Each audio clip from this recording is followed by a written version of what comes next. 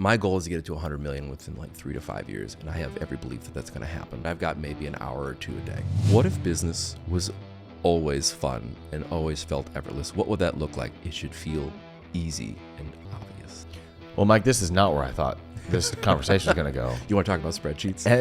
You want to talk about like ROAS? And I'm so glad it went here. I have this friend, and his name is Mike. And Mike is one of those entrepreneurs that refuses to work more than like a handful of hours per week. And he has this product that he just launched that got to over $100,000 a month in revenue in like a couple of months, while still only working a couple hours like per week.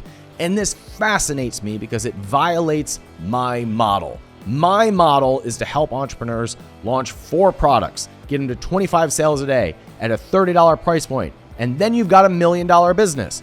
And hundreds of entrepreneurs have used it to build 7-figure businesses.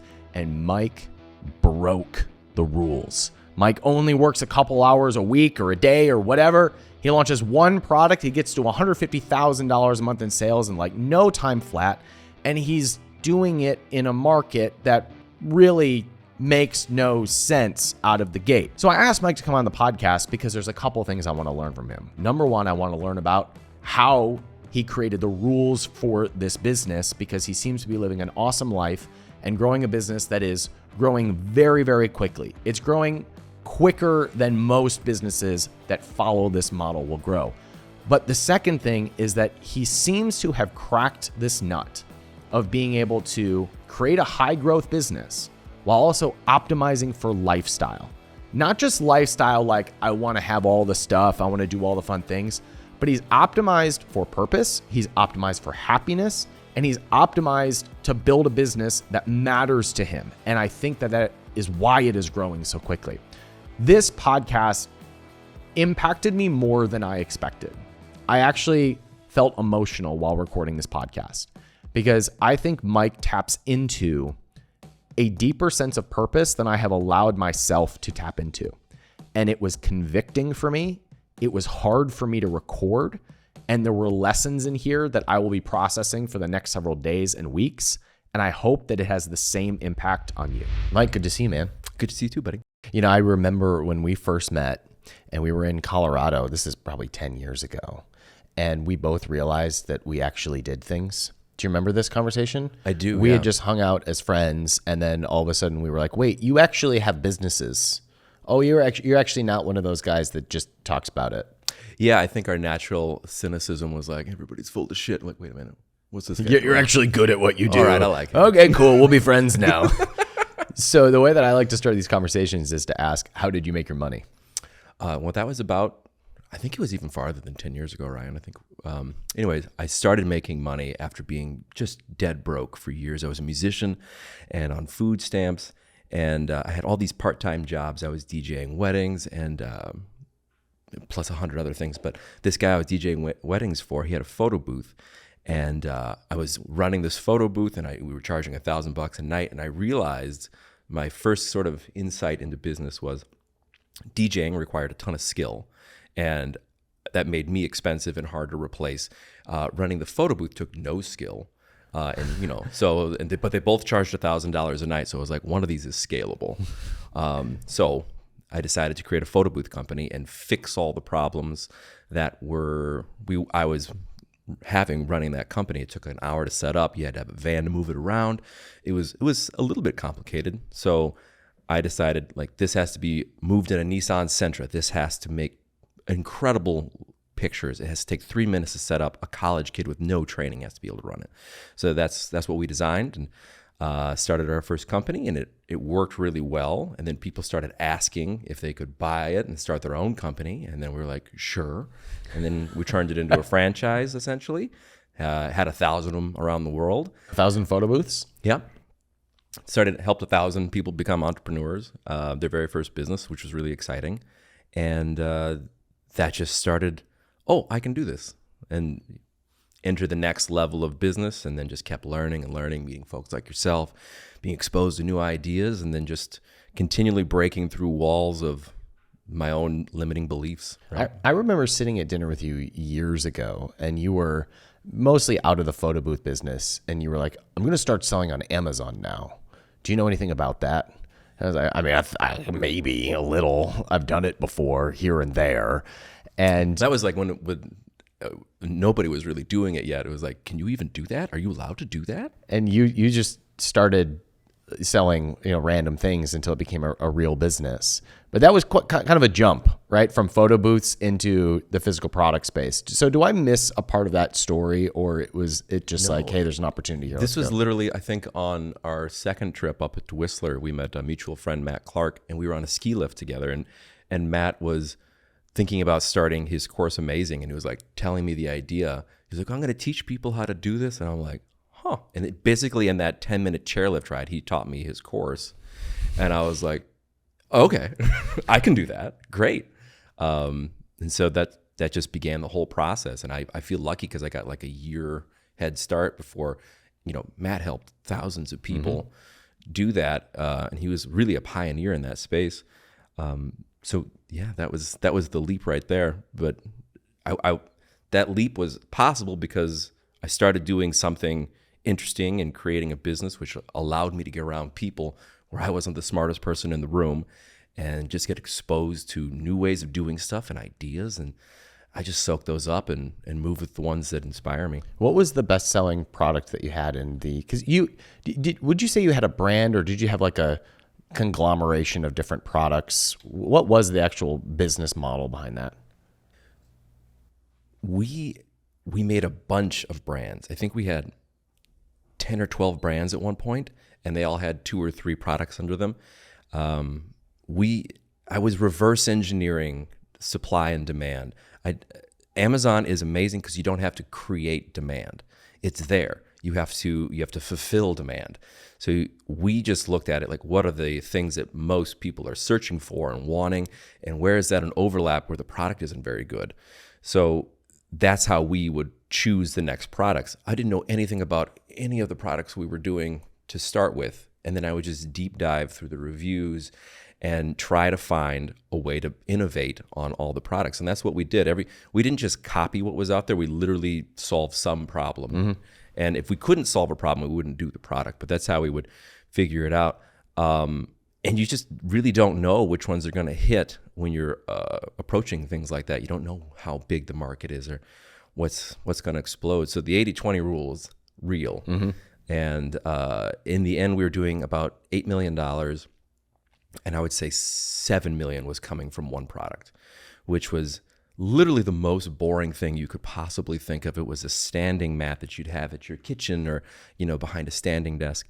And we ended up every concierge in Austin had one of your mats. Right. Yeah. It's incredible. Like I would go to all around the world, and I would go to hotels and I'd be like, oh, there's our mat. Cool. I'd go get a haircut. And you're like, oh, that's a nice mat you're standing on. Nice. But it didn't matter where we were. We'd be in Hawaii. We'd be at, the Bellagio in Vegas, and I'd be like, oh, there's a sky mat. Cool. That's nice. This is why I asked this question. You started in the photo booth business, and you saw an opportunity. Like there's this window of opportunity, and you made the product better. How can we make this simpler? How can we make this easier? How can we drive down cost of goods? And that made it possible to be franchised, and it made it possible to go out to the masses. You took that same approach into a marketplace like Amazon, and you say, okay, there's this demand. How do we make this better? One of those products really hits. You end up selling that company. I don't remember what year, but 2021, 2022. 2019. Oh, was it then? 4 months before. But before, okay. So you end up selling that company, but it was sort of the same thing of, hey, there's an opportunity here, but how do we make the product that much better? Fast forward to now, and you're doing the same thing in a new company, or you have this new company that seems to be growing like crazy. And it was the same approach of, you see this market and we're going to innovate on the product. You're going to make it the product that you really wish exists in the world. And now it's popping. So would you share a little bit about the new business as much as you're comfortable sharing? Yeah, absolutely. Because I know it was like a long process of developing that product, improving on what exists, but that's really the reason why it's starting to pop.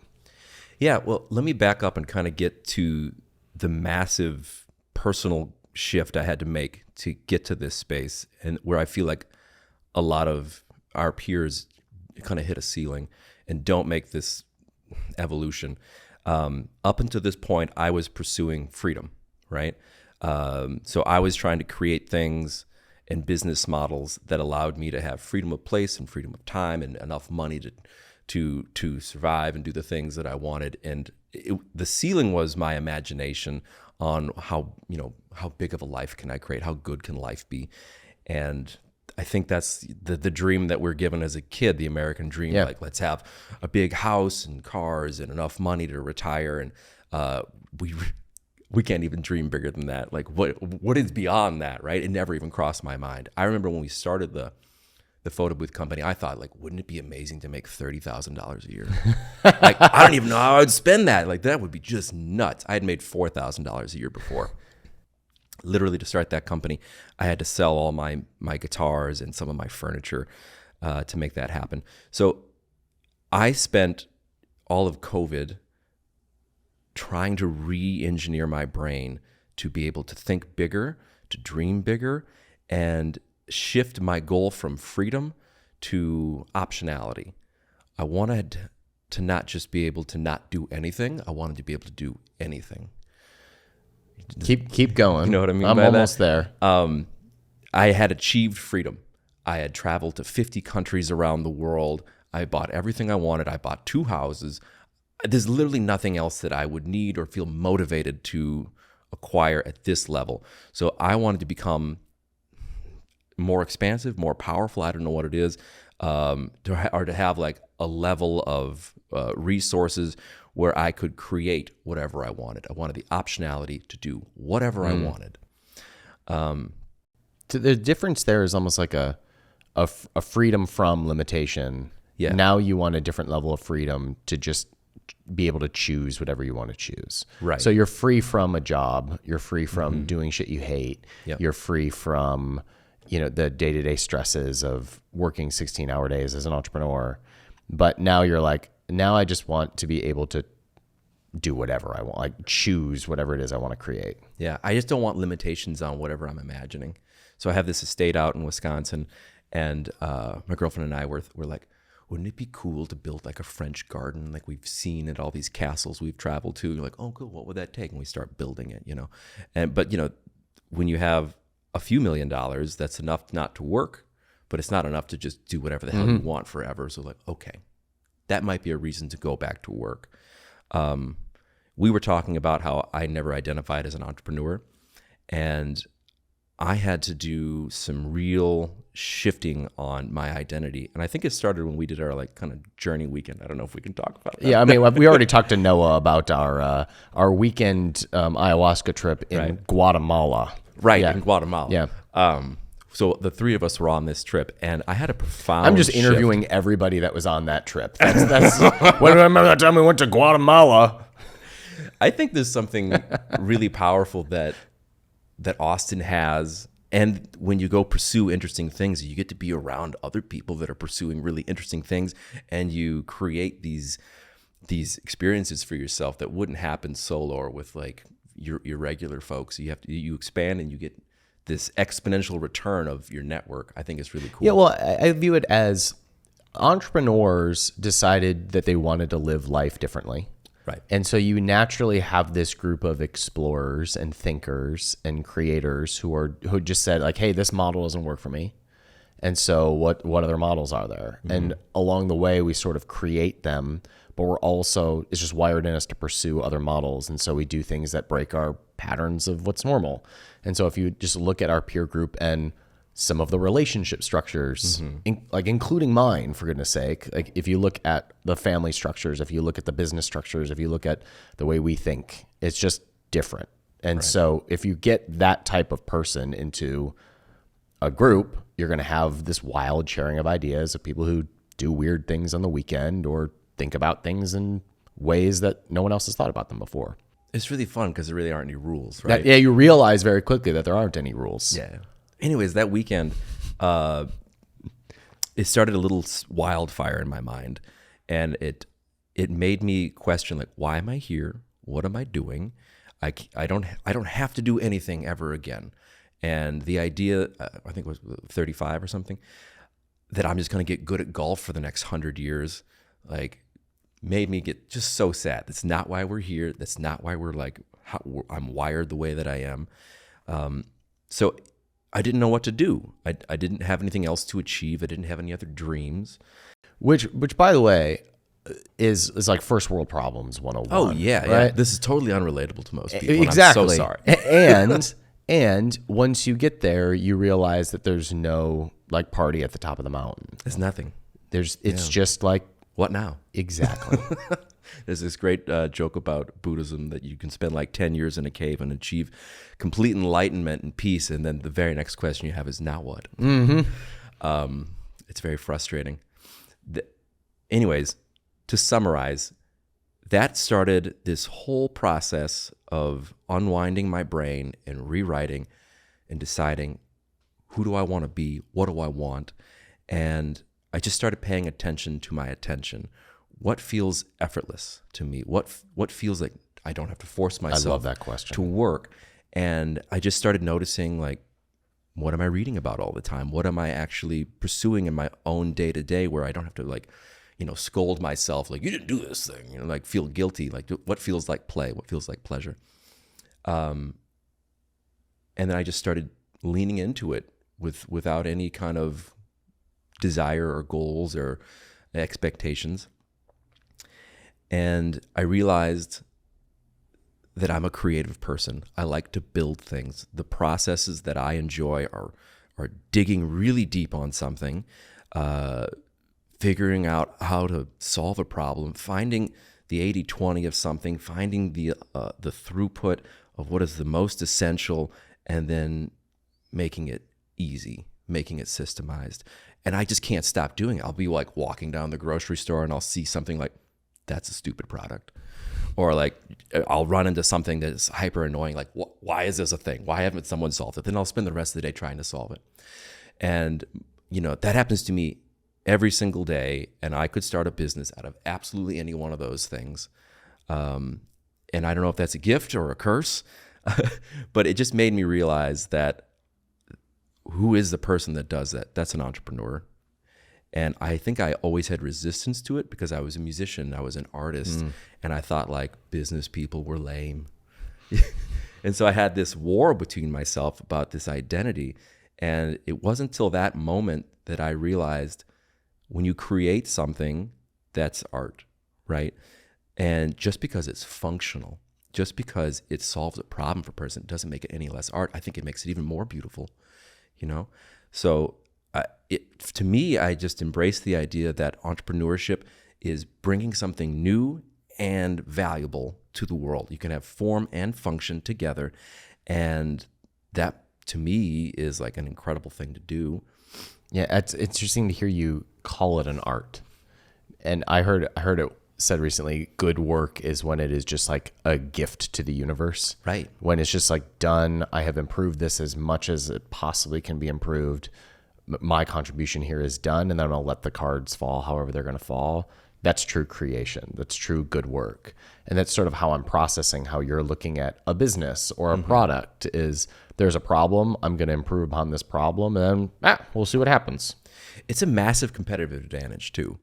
If I'm approaching something as like, this is my art, this is an expression of me, this is my love language to the world. If someone's going out there just trying to like make the most money possible, like, you're not going to beat me. Like, I'm going to make something beautiful, and people are going to notice the details. They're going to see how much effort has gone into it, and it doesn't matter what I charge. That this will be, my goal is to make something exponentially better than everything else out there. And I know if I obsess about it, if I pour my heart into it, I'm going to beat the person that's like, well, how can we reduce COGS? What can we do to increase advertising? I don't like that. And how did that lead you to the business now? Sure. So the other insight I had after all this like fumbling around and searching and reading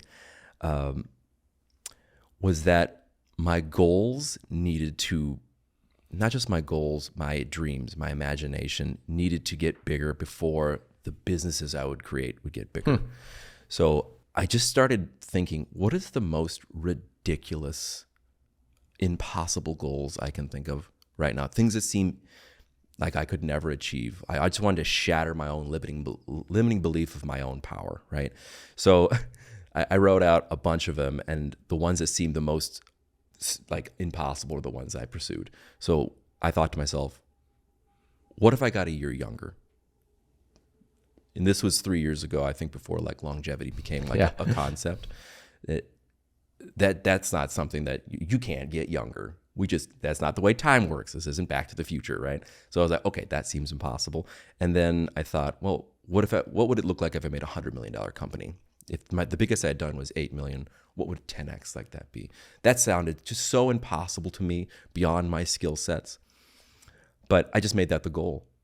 And I have been reverse engineering that. I was like, what would it take to get a year younger? And I just started doing hours and hours and hours of research, and it didn't feel like work. It felt just my natural curiosity was feeding that.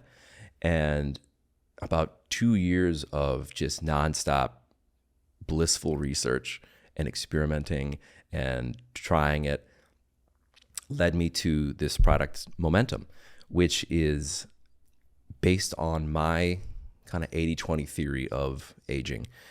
I think most people make everything really hard, really difficult. Being healthy is an insanely strict diet. It is working out all the time. It's sacrifice. It's no pain, no gain. And I wanted to invert that. So something I really like to do is, what is the normal belief, the cultural belief about a goal? How can I invert that? So how can I make elite nutrition easy? How can I make eating healthy delicious? Like, those are things that are not supposed to go hand in hand. Trying to reverse aging. What is aging, right? And what I've discovered, the through line on every piece of research is that aging is your body accumulating damage faster than it can repair itself. So we got two levers we can push. We can increase repair, and we can reduce how much damage. Yeah. It's not more complicated than that. It's not taking a bunch of crazy pills to like alter the way your body works. Is your body works. It's beautiful. How can we support that? What are we doing to impede on that? I don't want to change the way the body works. So I went out and I outlined what are the 20 things that we are declining in fastest as we get older. And let's assume those are the raw materials that are causing a feedback loop of aging. Nothing in there is trying to alter that. So I found those things. I went out and individually sourced from around the world the absolute best version of each of those ingredients. Went to the places, talked to the people. I didn't depend on a third party to just give me the cheapest thing. I found the most expensive version of everything out there, made a personal connection with them. So I just have to interject here. Like, you can't do this if you're not thinking about it like art. Right. It's actually really hard to think like this if you're not thinking about it like art. So you're viewing this whole thing as almost like a personal challenge of, how can I solve this problem simply? And how can I make this just like my gift to the world? Right. Yeah. Like, I didn't care if 100 people bought it. I wanted to set the goal. What is the most incredible thing I can make? Can I make a masterpiece? So this is hitting me personally. Cool. Because it's making me realize the percentage of my life that I think like this.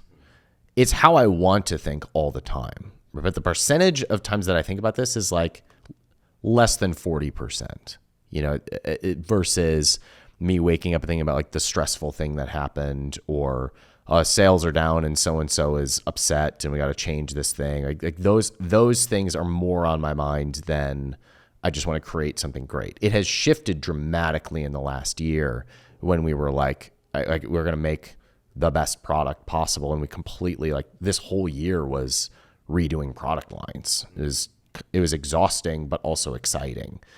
But in order for you to go there on that level, like going to the places of sourcing the ingredients and getting the most expensive stuff, there either had to be enough space for you to not be in stress mode thinking about, I got to think about this thing and fix this thing, or just an absolute commitment to go there no matter what. Can you share a little bit about what allowed you to shift into that space? I remember talking with a high school counselor, and she asked like the most basic routine question that you could imagine. Like, what would you do if you had $1 million? This was back when $1 million was. But it's still a very This is before the playbook to building $1 million business was available through the book, 12 months to 1 million. Ryan, you might be single-handedly responsible for inflation. Just ruined the whole country. Everybody's rich. I'm sorry. It's a simple question that I don't think people actually give enough credence to, because you're asking someone who doesn't have $1 million what it's like to be free, what it's like to not worry about money, and there's zero way to understand that. And I remember her asking that, and me thinking that like, I'm gonna just make up some nonsense, but because I'm an idiot kid, I don't know what it's like to have all my needs met. Like, I don't know what the view is from the mountaintop. I'm at the bottom. Yeah. So that's when I decided, I was like, okay, I'm going to do that. By the way, that's the most honest answer to that question ever, because it's so damn frustrating to answer that question. And of course, when you make $1 million, it's, well, what if I had 10? And then when it's at 10, it's, well, what if I had 100? Like, you don't know what it's like. I have no idea what a billionaire wants. What are the dreams of like? But here's what's so profound about this, Mike, since you brought up our ayahuasca weekend, like, and the times when I have had heart-opening experiences, either via plant medicines or being in love or having a child, like at the times that have been really expansive experiences, all I want to do is give. Yeah. That's all I want to do is I want to create and I want to give. And in those moments, that's all I want to do. And out of that experience, all I want is to be back in that mode. Mm-hmm. And I think that when we ask the question, what would you do if you had $1 million? What you're actually asking is, what would you create if all you were thinking about was creating? Right. What would you be doing if you were in a place where all you wanted to do was give? So if you're in a place where your cup is full and you could just give, what would you do? Yeah, what would you do for free? And Mike, even when I'm in those experiences, I have a hard time with this question. There's not like a thing, right? The way that I answer it is I would show up to everything that I do from this place. I would show up to every negotiation from this place. I would show up to every product launch from this place. And just, it's more of a mode for me than a thing that I would do. Besides, like, I would talk about baseball.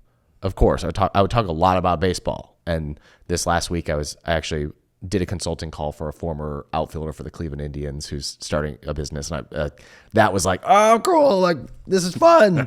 But on a day-to-day level, it's just, I have a mode I want to operate in, not a thing. So for you, is it a mode, or did you have like an answer to that question? So I've been thinking about this analogy of a bike.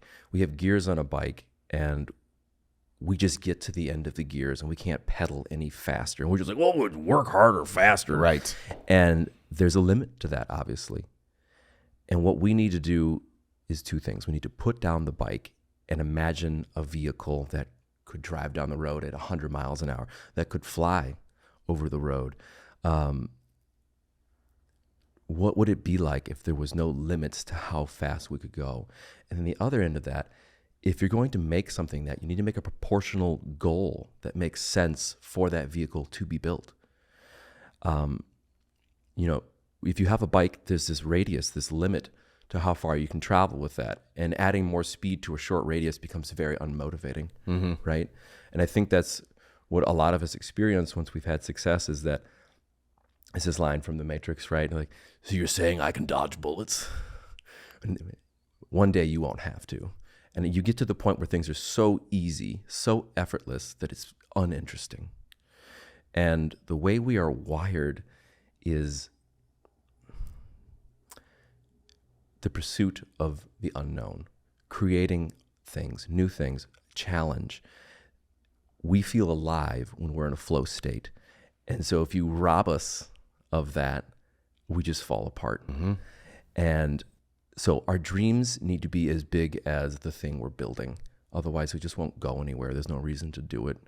So I just heard all the words that you said. Didn't make any sense. Well, it made total sense, but how do you apply that? Like, this is a beautiful analogy of, like, the bike can't go any faster. And I so relate to this idea of, once you get to a certain gear, you just can't pedal any faster. Right. Right. And some people, entrepreneurs, just say like, well, that's when you've made it. You know, you get off the bike, or you Right. That's what most people, or you just pedal as fast as you can. Right. Forever. And then you die. Right. But so what I'm hearing everything you're saying, but what does that mean in terms of how you think about what you're going to do next and the business that you're actually going to create? And we're sort of dancing around. I just want to slip in here that you not only went through this thought process, the company that you're building now is growing much faster than anything you've done in the past. I think like, we'll be like out of the gate. Yeah. It's screaming. What were you about to say? My goal is to get it to 100 million within like 3 to 5 years, and I have every belief that that's going to happen. It's a big jump from somebody who's never built something bigger than $8 million. Right. I mean, Yeah. It's a big deal. Yeah. Everything has to happen in the beginning for that. I'll get to that in just a second. I want to finish this thought. So you have to create an incredible goal, a dream that is worthwhile to build the vehicle to get there. What are the 2 richest guys in the world doing right now? They're building rocket ships. And it's not to go build another company. It's literally to get people to another planet. And they're not building it for themselves. They're building arcs. This is where their mind is at. They have an insane goal, perceivably to other people, not to them. An incredible goal, and they're building the machine to get there. They have a very powerful why. So that was the thing that needed to transform me. I needed another why. And there's a roadmap for this next level, right? It's Maslow's hierarchy of needs. We hit the ceiling of all of our fundamental needs being met. The next level up is self-actualization. And then where Musk and Bezos are at is at transcendence, right? They're thinking way beyond themselves. They're thinking generationally. You sound like an artist. So for you and I, our next level is self-actualization. How deep does this rabbit hole go? How powerful can I become? What are my limits? I think there are none. That is my new belief. So if that's possible, if that's what I really believe, what am I going to create that would reflect an unlimited power and potential? Cool. What do I need to do to become that person? So everything is focused on who I need to become to create the thing I want. Not that I want, that I think would be useful. A gift for the to the world. world. Correct. Yeah. What's my gift? And that changes the vehicle that I'm making, the reason to make it. Everything, if you're trying to get to Mars, right, you have a specific vehicle you have to make. And every decision is based on achieving that goal. And so you have to have that figured out first. So let me just process this out loud and tell me if this is close to what you're saying in your own words. Once you maxed out the gears, Yeah. and you accomplished the freedom goal, for you it was, okay, now I need to cast my sights on something that has a big enough vision that I need to grow into and become a different person. And both the person I become and the thing I create from that place will be a better contribution to the world than what I have done up until this point. Yeah. And so for you, the first start was just lifting the ceiling on how big you think and creating a goal. For you, it was $100 million that you'll have to grow into and create something that is worthy of accomplishing that. And then from there, it was almost like a cross section of your interests, of the things that you're already feeling a natural pull to. Right. Is this a fair summary of kind of where your mind is going? If I had only just done one of those things, I wouldn't be moving forward. Like the idea of making $100 million company is not incentivizing me because I don't need the money. I'm with you on this. Is like that was my number 2. Like growing up, I remember telling somebody like I would love to see if I can grow that big. Yeah. Not because I didn't have any attachment to that number. It was just for my background, that was like the biggest number I could think of, and I wanted to see if I could do it. And now I'm at this point where it's like I know how much effort that takes unless I feel really drawn to something. And that I think has been the other half that's been missing for me to really have the juice. So I'm hanging on to your every word right now. Yeah, if you don't have a really powerful reason to do something, it's just sort of like masturbation or something, right? It's like, why? For me, the 100 million thing is, imagine you're going to the gym and you're lifting weights and you get stronger, better, faster, and you keep lifting the same weights, you're not going to make any progress. So I'm just creating a weight that will allow me to become the person I want to become. I do not care about the company itself. I care about the end result of me achieving the vision of myself. Who you become in the process. That's the wealth, right? Becoming worthy of creating that thing. I see. So the money goal for you is simply a target for you to be able to grow into. Correct. Yeah. Yeah, I get It's that. just like a fun resistance to go against. And that's different from, and I've experienced both, that's different from an egoic pursuit. Right. Of so-and-so makes this much. I'm going to make this much. What a boring game. It really is. And there's no real intrinsic motivation to it. No, it's just, for me, it's just a scorecard of like, how much value did I actually create? How useful was this thing? Did I actually solve a problem for people? And kind of back to the weight analogy, this thing just smacked me in the face the other day. Have you read Schwarzenegger's biography before? I haven't, no. Oh my God, it's so good. You can watch the Netflix special on it. It does a pretty good job. But he's got an old documentary called Pumping Iron. And the thing that I think is really difficult for people when they see influencers, specifically in the working out space, right? And they're, like, just work harder, it's like, just lift more weights, you're a pussy, you're just weak, you're lazy. And like, these are the messages I hear in myself all the time. Like, I didn't do that because I was lazy. And like, yeah. But when you hear Schwarzenegger talk about what it's like for him to lift weights, he's like, every time I get a pump, it feels like I'm coming. If I felt that, I'd be lifting weights all day. That's not hard. That's not hard for you to work out and become a muscle monster if you feel like you're having sex twice a day. Congratulations, It's like the same thing with like David Goggins. Like he's like really just running with an erection. Like he's so into that thing. It's not effort, it's play for him. So my big thing, this is the ideas that I'm still crawling with, my radical thought that I want to try to pursue myself right now is, what if my natural inclinations, the way I'm wired, is divine, it's fine, it's perfect, I should listen to it. I shouldn't be at this war with myself between my conscious and subconscious.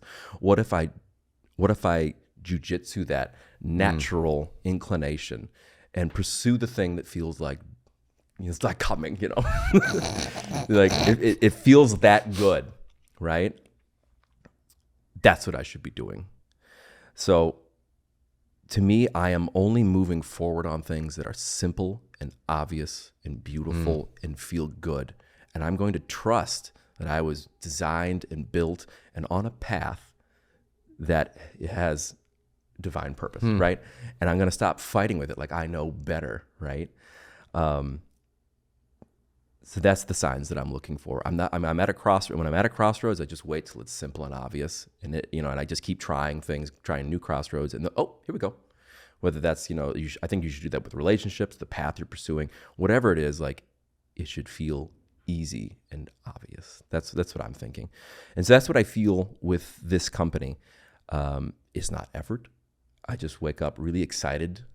I'll be in the shower and like, oh, that's a great idea. Oh, what about this? And I never have to force myself to do it. And I think that's what's going to make me just unstoppable at creating this thing.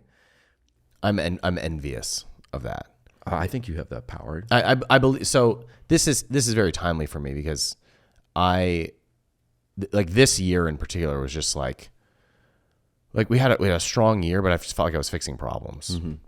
And what I arrived to at the end was that I desire more of what you're describing, of just being in my zone. Even if I don't make $100 million, or even if I don't make $1 million, the experience of life that I want is more of the unfolding of things that feel effortless. And what I have done in the past was just add more to the plate.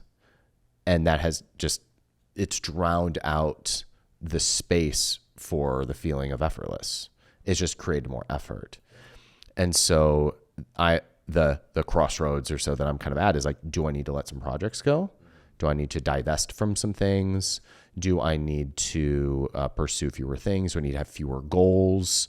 Like what needs to happen in order to create more room for that? I'm curious if you ran into that at all. So, of course, right? I made rules for myself. Like if I'm going to get back into business, there are strict rules because I'm here on this earth to feel alive. I don't know what the big picture is. Like, why we're here after generation, this infinite cosmic universe, whatever, like, and me and my little company make a difference. No, come on, right? But we're here for a reason that I can't possibly understand. I know we all have coding and wiring, and we have a compass built into us that this feels right, this feels wrong. I'm just going to start listening to that compass and stop pretending that I know better and just following that North Star and tacking back and forth. So the rules that I made were, well, what if business was always fun and always felt effortless? What would that look like? That would mean me doing a lot of things, not doing a lot of things that I don't like, and creating a business that either I could effectively outsource those things or just not do it all. And a lot of the time outsourcing is difficult. So what about just not doing them at all?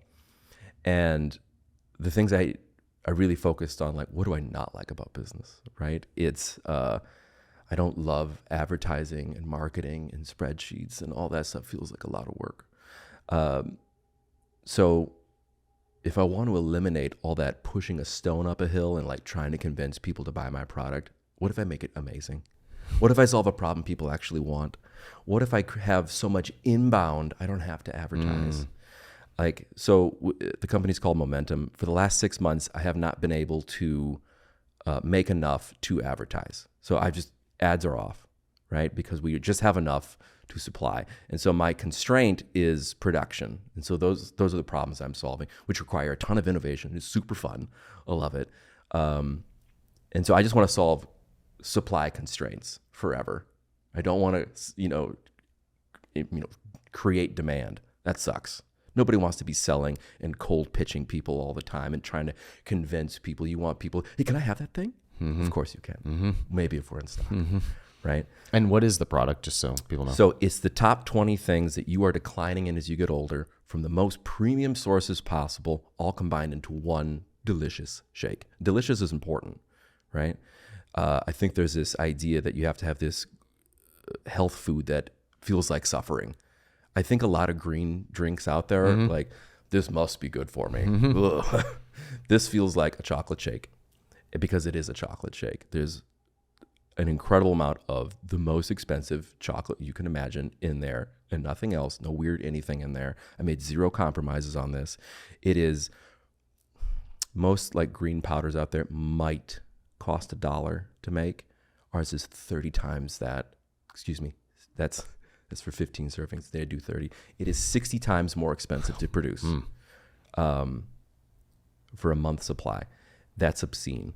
That doesn't make any sense for a product. That is absolutely obscene. Right? So your cost of goods is $60? Yeah, for a month. So we it's $30 a bag. We sell it for $75. Right? There's no real margin in there to go out to an influencer and give them half. Right. Which is good. Like, so this needs to be, my play is be so good that you don't need to do all this other stuff. Let the product be the marketing. And so far, we're at the very beginning of this, right? That is working. And my hope is that it continues to work. And I'm just going to keep working on making the product better and better and making it more expensive and trying to reduce manufacturing costs while increasing quality at the same time. And the last we had chatted, it was, I wouldn't say going viral, but the ads were crushing and the repeat order rate was insane. Yeah, And I think we're still in stealth mode pretty much. Just because I haven't been like on a megaphone anywhere. I don't like social media. I don't have an account. If you go to Momentum Shake on Instagram, there's like 7 posts. I don't care. Yeah. I get no joy out of this. So I'm not doing it, and maybe my mind shift will change on that and I'll find a way to do social media that feels like play. And that's something I'm gonna probably explore at some point. But there just isn't a ton of money. But yeah, the ads are working. Our website converts at like 5%, which I think is pretty good. And yeah, I mean, for an expensive product. Can you share when you launched and what the total revenue has been? And this is just to prove the point. Yeah. I still think it's a very small company. Our constraint has been we haven't grown much since July because I've just been maxed out on how much we can produce. So we're doing about $150,000 a month right now. We launched in like April.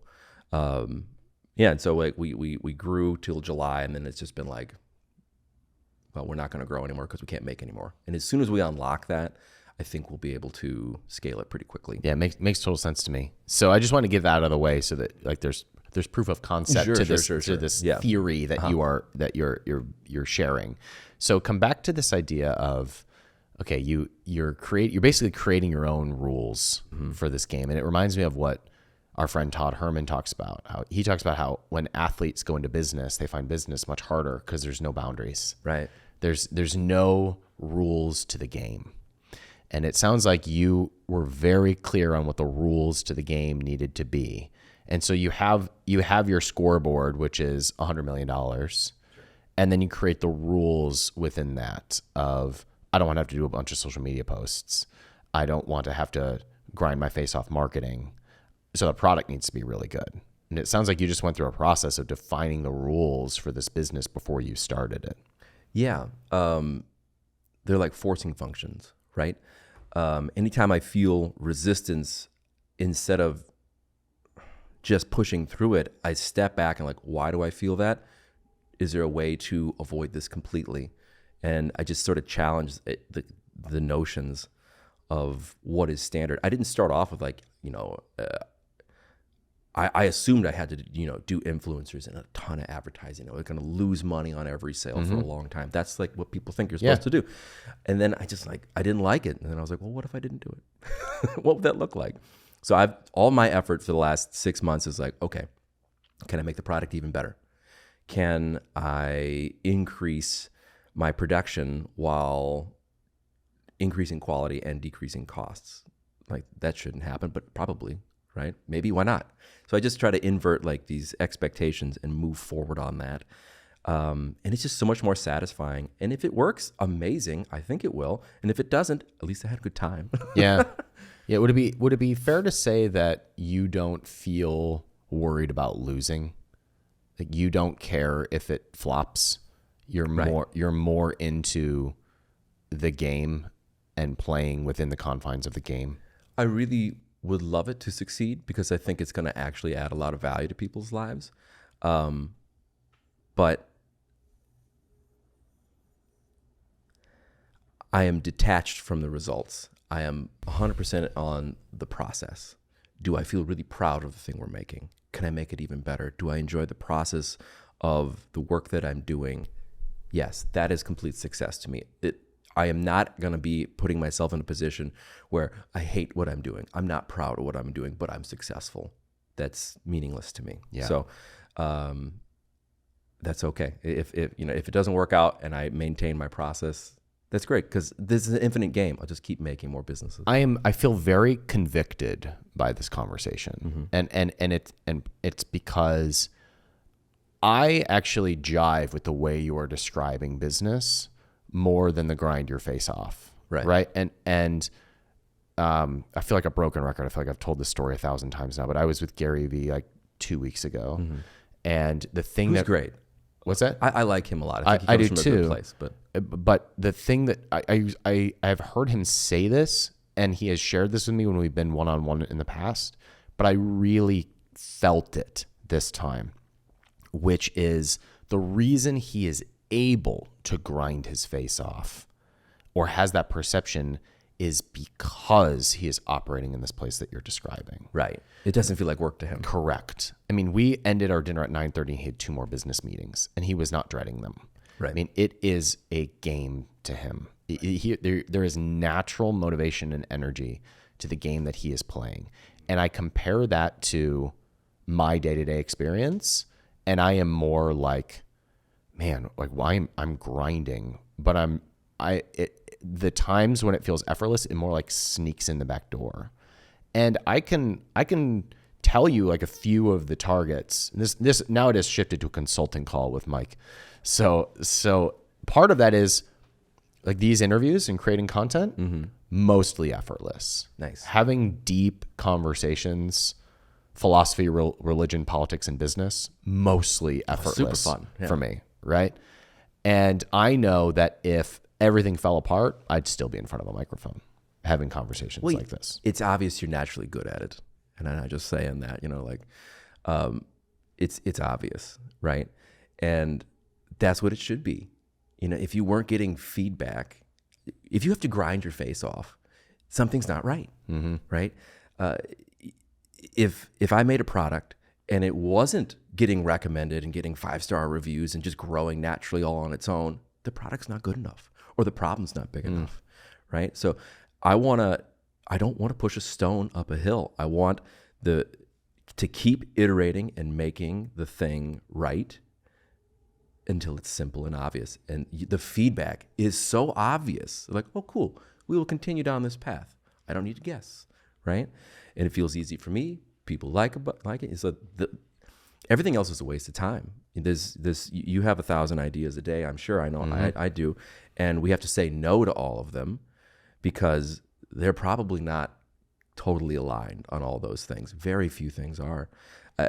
I'm sure you've heard this a zillion times that ideas are worthless and execution is everything. That is only said by people who've never had an idea in their life, right? You never hear that from someone who has good ideas because those are invaluable.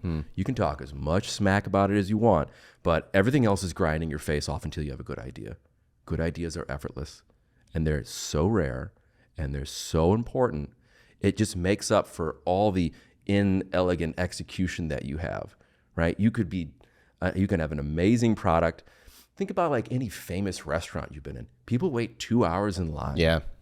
There's no advertising for it. They're late, the service is bad, and people love it. That doesn't sound like an execution. Yeah. That sounds like an amazing product and an amazing idea and an amazing time and an amazing location. That's what you want. Everything else is hard work and effort. And you don't have to. It's just a belief that that's the way to do it. Wait till it's not. Find the thing. Explain more about the wait till it's not. Because I've seen you do this. And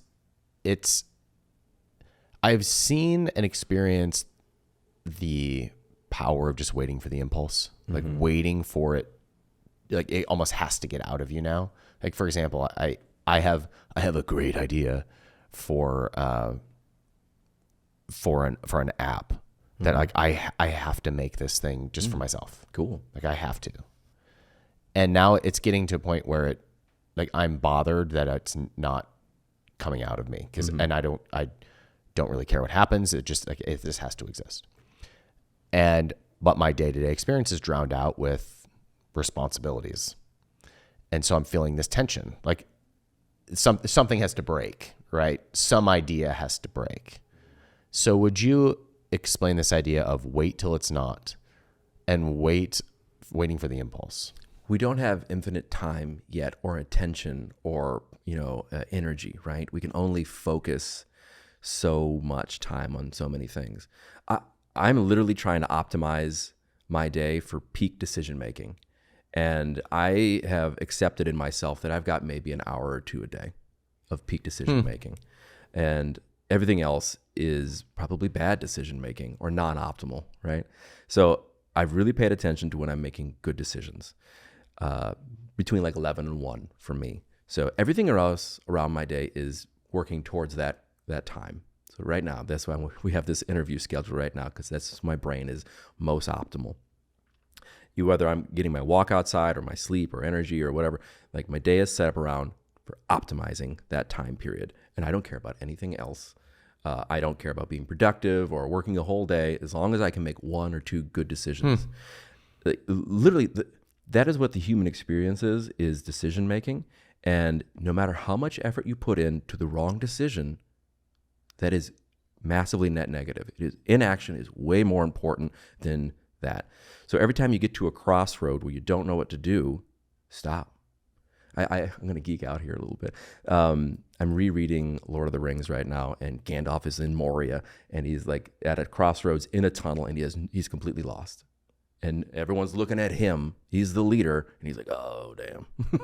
And so he just sits and waits and meditates for literally hours and hours and hours and hours, and everyone's like, what the hell are we doing? Are we going to die in here?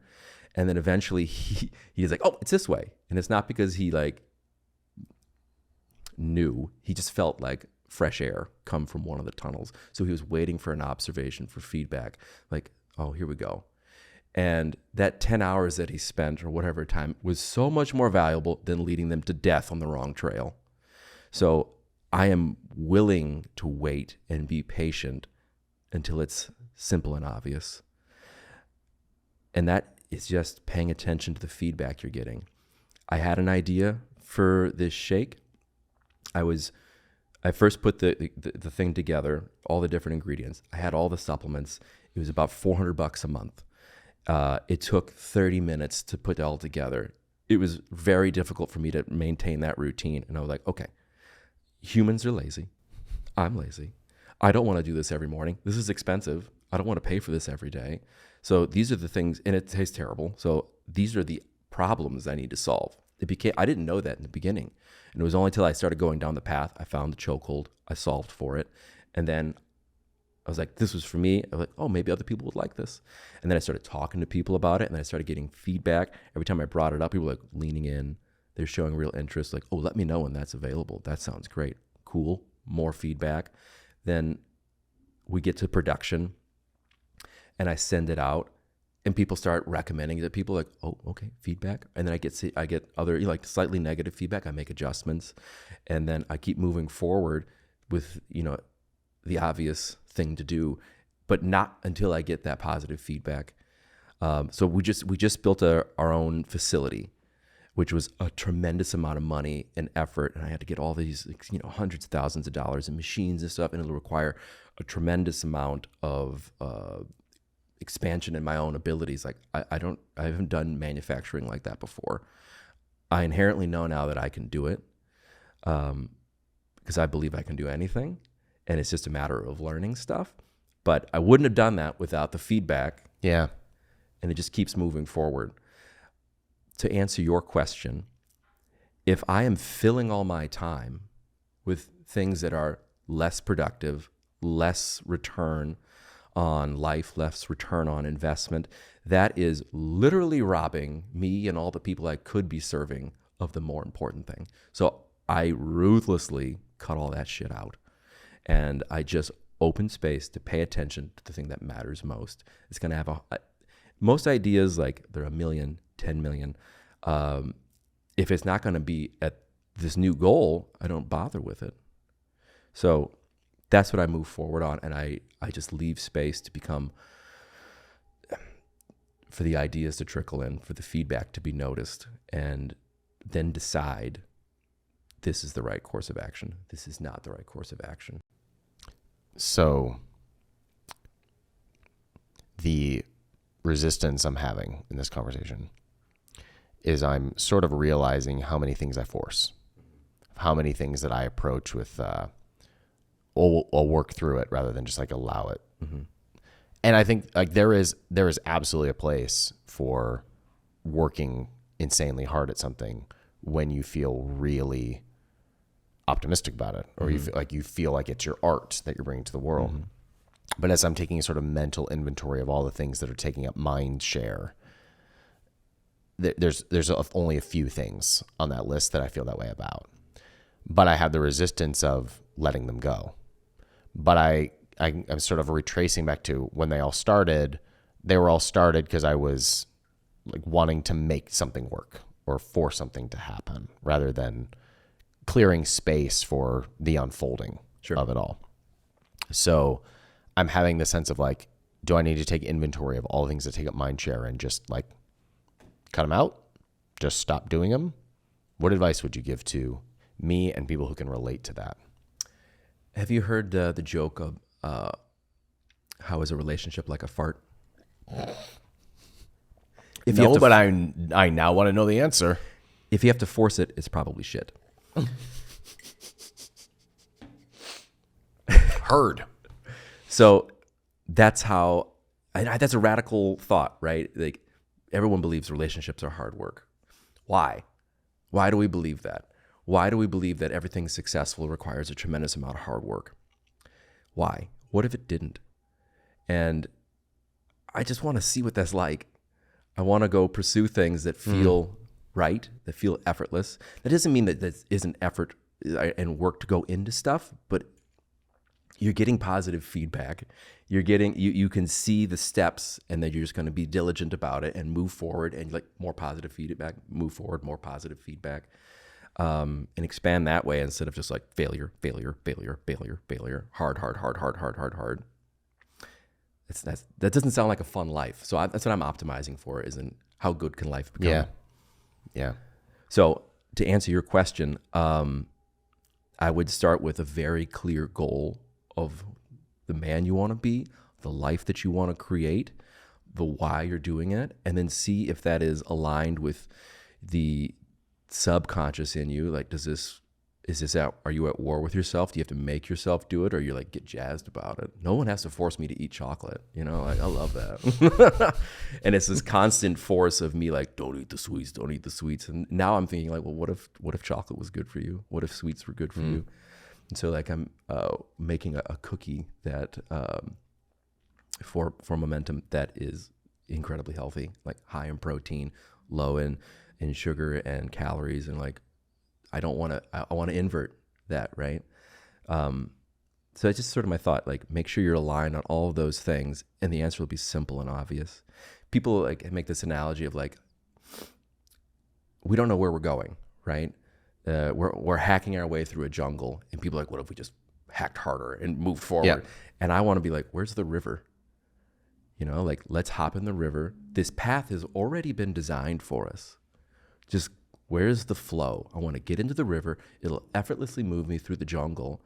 And not only that, it has a destination already pre-planned. You're going to make it to an ocean eventually with limitless possibility. So by finding the simple and obvious path, you find the goal at the same time. And that's how you... Say that again. By finding the simple and obvious, you find the goal at the same time. The river has a destination, right? We don't know. Sometimes it's hard to know where to go and why, right? And if we use our internal compass to find the thing that is aligned with us, that feels effortless, it makes the goal, the destination, a lot clearer. So sometimes that's why I said in the beginning, like I paid attention to my attention. Mm-hmm. Where am I going? What am I spending all my time on? And you have to sift through the cheap dopamine, right? We are programmed to pursue this thing, and there's cheap dopamine and there's earned. And sometimes the only way is to remove all the cheap sources of garbage. Take all the garbage out of your house that you're like snacking on. Take all the women out of your life that like you're not going to marry, and just focus on the ones that are like moving you towards a more positive, better version of yourself that makes you feel more alive and not just like quickly satisfied. Yeah, that was where I was going to go next is, did you have to clear room first? Did you have to carve out space? Because I think if I have a full plate, the thing I want to do to avoid it is pursue cheap dopamine. Yeah. And so there's a process sometimes of like clearing out or avoiding the cheap dopamine, and then clearing out space, and then there's room for ideas to emerge. Yeah. It seems like you were not as quick to fill up the plate, and you just kept an empty plate. After selling the companies, I really allowed myself to be bored. It's just painful for me. And I wanted to make sure I didn't just start pedaling on the bike faster. Yeah. So the goal for me was to 10x myself and eliminate distractions. So I did that to the best of my ability. I'm very much human. I very much want to eat junk food. I very much want to scroll on my phone endlessly. And sometimes I allow myself to do that because it's usually pointing towards a resistance. But what do you mean by that, is pointing towards a resistance? When do you pursue cheap dopamine? It's because you're avoiding something. Yes. Right? Instead of beating myself up about it, I let myself do that. And I'm thinking the entire time, why am I not motivated to do the thing that I'm supposed to do? Maybe I'm not supposed to do it. Maybe my body and my mind deeply knows better. So I'm just really listening to that. And so I just start realigning, like, so maybe this isn't the right goal. Maybe that's a poor decision. And I keep trying new things. I'm like, oh, here we go. I don't need these distractions anymore. I don't want that donut. You know, that's sort of this radical idea I'm coming up with, that the way I'm wired is correct. My natural impulses are correct. I just need to constantly be realigning the goal I'm pursuing. Otherwise, you know, the animal in me is going to pursue the cheapest source of that thing. Yeah. The fastest, quickest. So we can do as much as we can to like limit that desire. But what if we just harness that desire? What if that power is unlimited? It is a locomotive engine. It's a rocket engine. And we just found a source that it like really could dig into. That's what I think the conscious mind is really for, is, does this feel good? Does this feel good? How about, there it is. And then boom, you have unlimited motivation, and because it feels good. How did you arrive consciously at what that would be for you? So Momentum, this company, seems to be the extension of that for you. But at some point it became like a conscious, like, it's going to be a shake. Sure. You know, it's more of like a hard, tangible thing. At what point did it become that clear? And my temptation is to go right for that. Mm-hmm. Like, I want to know the thing. I want to see the thing. I have a goal. I want to know how I'm going to get there. And I think that's what keeps me in effort mode, is really wanting to be able to see the tangible of it and go in that direction. So at some point it had to sort of crystallize for you. At what point did you know, hey, the shake is the thing? This aligns all of these goals and rules that I have for the experience that I want. I think it really starts with a self-introspection. And I look at the skill sets that I have, the things that I know I'm exceptional at, and be very aware of the things that I'm not. And then, so those are the tools that I have, right? And I know that my perspective has limitations. I'm trying to broaden that perspective, but I know I can only see what I have right now. And so what do I know how to do? I know how to make incredible products, right? Physical products. I know how to, I understand my fellow human being and their weaknesses and strengths. How can I lean into that, right? How can I make them happy and make it easy for them? So I know I'm good at those sorts of things. I know I'm really good at solving problems. And so that creates a force functioning constraint. Now, I came up with this idea of like, what if a guy got a year younger? There's a zillion paths to do that. I'm not a microbiologist. I think the solution to aging is probably going to come from some incredible gene therapy 10 or 15 years from now. I don't know how to do that. I could try to go pursue that, but that would feel like a lot of work. So I'm going to try to find a solution that has that kind of impact, or like is aligned with that kind of impact in a way that I can truly add value. So my thought is I might be able to, if I give your body all the raw materials it needs to repair itself, and I make it easy for you, it's a daily habit that you feel great doing. You don't have to force yourself to do. If I can make that happen, perhaps I can slow your aging by 10 or 20%. And I extrapolate that out. 10 or 20% is like 10 or 20 years in a 100-year lifespan. And it's not just like you get older. You've delayed when you start getting older. So 40 becomes 60, and 60 becomes 80. That's an incredible thing.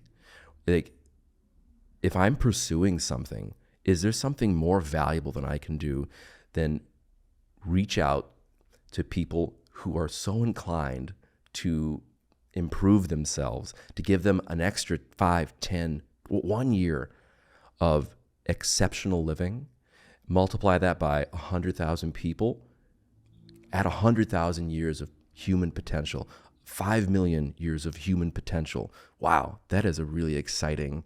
That is where it gets to transcendence, right? And so I know the path that I'm going to end up pursuing over the next 10, 20, 30, 40 years is self-actualization. And then right after that is transcendence. That's the next ceiling I'm going to have to break through. So I'm already making sure I'm aligned with that. So there's the mission in there. And I reverse engineer back from that. Like, okay, I need to make something incredible. I need to make something that will actually live up to that expectation. So I started from there, and it felt aligned, and I got excited about it, and that's how I knew I had locked into a mission that I could stick to. Because like for me, it's like, I'm not going to build this thing up to sell it and like, woohoo, I get a yacht. I wanted to build a vehicle that I would really enjoy piloting for the next 10, 20, 30 years. And I don't know what I'm going to come up with 3 years from now, but I'll have a platform. I'll have customers that want more problems solved, and I'll be listening to them, and I'll keep doing the things that I really enjoy, which is creating things and solving problems.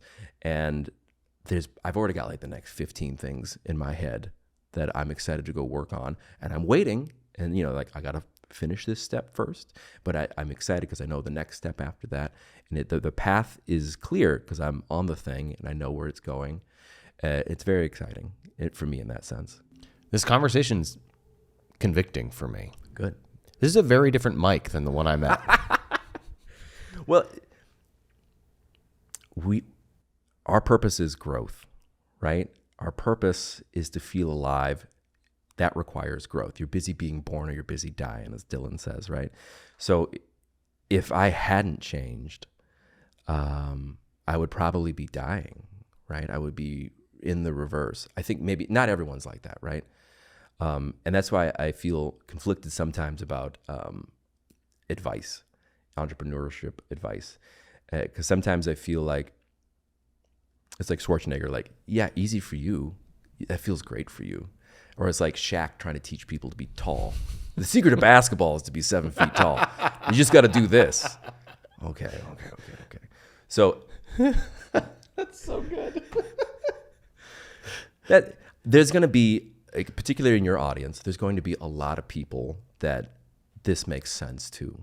That this is going to be like, yeah, I am feeling this transition myself because we're of this age, and that's where this transition is happening for a lot of our peers, right? And maybe the person starting at zero, this will help them plot out a map, but maybe not super applicable yet because they are in the pursuit of freedom, right? And that's a very different set of schools. Luckily, there's 12 months to $1 million, and I think you did an incredible job at making that easy and obvious for people. It really is simple, and we have to just remove this confusion that there's this expertise required, that there's this thing that you don't possess. I really love this quote, the Michelangelo quote that he didn't create statues, like he just chiseled away the rock and they were always there. That's what I think, that our little ayahuasca journey, not to bring it up again, but here we go. Here we go. Yeah. We have the conscious and the subconscious. It's the you, me, we. There's a oneness there, and that subconscious is you, but it's also everything. It is a small piece of God, right? So in all of us is this unlimited God. We are a reflection. We are the spark of that eternal life. So why don't we tap into that? Why do we believe that there's something we don't already have? We just really need to tap into it, to source it. Like, oh, okay, this is here. I am that. We are that. So I just want to remove these false prison bars in my mind, these limiting beliefs that there's something I'm not already. That's what growth is to me, is just like being closer to that you, me, we connection. Like, oh, it's already there. Unleash it. I think that's why people like superheroes so much. This idea that they can be so much more. I mean, it takes work, right, to really discover that. But maybe there's that infinite power in all of us, and we just need to access it. What's cool about like this mythology of, why those are so popular is that people almost always use that power to do something good for everyone else, and that's that self-transcendence. Because what would you do with it, right? I'm actually really glad you said that. So you brought up the superhero thing, and I was like, that's a weird right turn. But that was a really interesting point of one of the reasons why we love them is they always turn that power outward. Mm-hmm. And if I think about, if I think about like my superpower and how good it feels to turn that outward. Yeah. And how often I let my just selfish tendencies hold it back because I think I'm going to get something else in the short term because I'm scared or because I'm worried, instead of just letting that out and let that be the masterpiece for the world. When you can operate in that zone, you can have everything you want. You're not attached to it anymore. It's a superpower. It is a superpower. Yeah. I mean, like, everyone loves Batman the most because he's human. He doesn't have external. He's just rich. Like, but he has resources and he has this like vision, and he combines those two things, right? All of us have something in us that allows us to be way greater than we are, and we just haven't harnessed it. We haven't developed it. We haven't unleashed it. We haven't believed in it, and it's there. It's waiting because we're all connected to this life force. We're all connected to this collective conscious. So we all have this power. We just don't know what it is. And so everything I'm working towards is like, how far is this? What is the boundary? Maybe it is unlimited. Is there any limit to how good life can become? Like, how much bigger can I think? And I want to just keep pressing the edges of that balloon.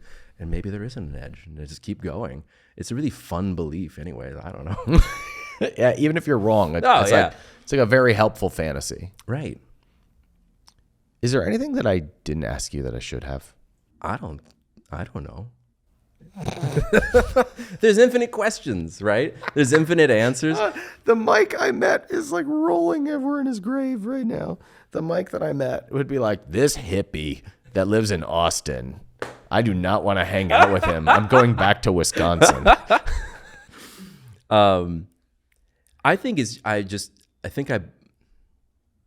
I just chiseled away a little bit more rock. That's all. I haven't like adopted other people's beliefs and ideas, which is, I think, the hippie thing that we kind of feel like we're in Austin, right? And you can't order a sandwich without someone asking your like astrology sign. And it just feels like, do you even understand what you're talking about? Like, these are religious beliefs. They're not spiritual. You are just adopting other people's thoughts without understanding them. I think what we're talking about is very spiritual. We're tapping into something greater than ourselves, a power to decide how we're going to be a superhero for other people, right? That's a religious experience, but it's not dogma. It's your own journey. There's no shortcut. So I think I've felt that. I didn't have the words to articulate it. I didn't see it. I hadn't climbed up enough mountaintops to get the view. And now that I'm here, all I see is more mountaintops, which is exciting because that means I got something else to do. And it's an infinite game. That's the cool thing, that we're never there's no end to this. It's a carousel ride. How can I extract and produce more out of this to have an even greater experience?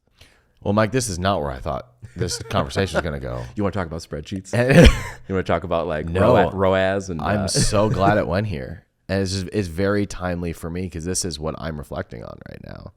And I've been recalibrating this idea of that effortless experience of wanting to create more room for that. And at some level, it's scary because there's like an honest reflection of what do I need to let go of. But there's also this knowing of when that part of you emerges, that's actually what we want. So thank you. This was way more than I expected, and I'm really glad you're here. I didn't know what I was going to talk about. A lot of these ideas are still incubating and formulating, and hopefully we do this in a few years, and we've both like, those were nice.